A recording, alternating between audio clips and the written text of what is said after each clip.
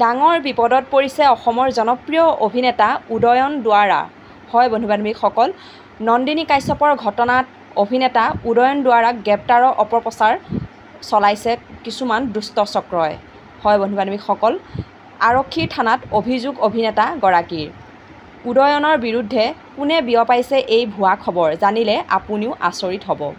নন্দিনী কাশ্যপৰ ঘটনাত অভিনেতা উদয়ন দুৱাৰা গ্ৰেপ্তাৰ হোৱা বুলি অপপ্ৰচাৰ মহাৰাষ্ট্ৰৰ পৰা পৰিচালিত এটা মনোৰঞ্জনধৰ্মী ফেচবুক পেজত উদয়ন দুৱাৰাক গ্ৰেপ্তাৰ কৰা বুলি ভুৱা বাতৰি বিয়পোৱা হৈছে। নন্দিনী কাশ্যপৰ ঘটনাত অভিনেতা উদয়ন দুৱাৰাক সাঙুৰ খুৱাই অপপ্ৰচাৰ চলোৱা পেজটোৰ বিৰুদ্ধে ইতিমধ্যে দিছপুৰ আৰক্ষীৰ কাষ চাপিছে অভিনেতা উদয়ন দুৱাৰা। আচৰিতভাৱে অভিনেত্ৰী নন্দিনী কাশ্যপৰ ফটো ব্যৱহাৰ কৰি তাত উল্লেখিত তথ্যত উদয়ন দুৱাৰাৰ নাম সন্নিৱিষ্ট কৰিছে লাফিং কালাৰ্ছ নামৰ এই ফেচবুক পেজটোৱে। অভিনেতাগৰাকীয়ে অৱশেষত ফেচবুক লাইভযোগে কয় যে এই কাণ্ড পেজটোৱে ইচ্ছাকৃতভাৱে কৰিছে। মই অপমানিত বোধ কৰিছোঁ আৰু দিছপুৰ থানাত গোচৰ তৰিছোঁ। আশা কৰিছোঁ আৰক্ষীয়ে ন্যায় প্ৰদান কৰিব।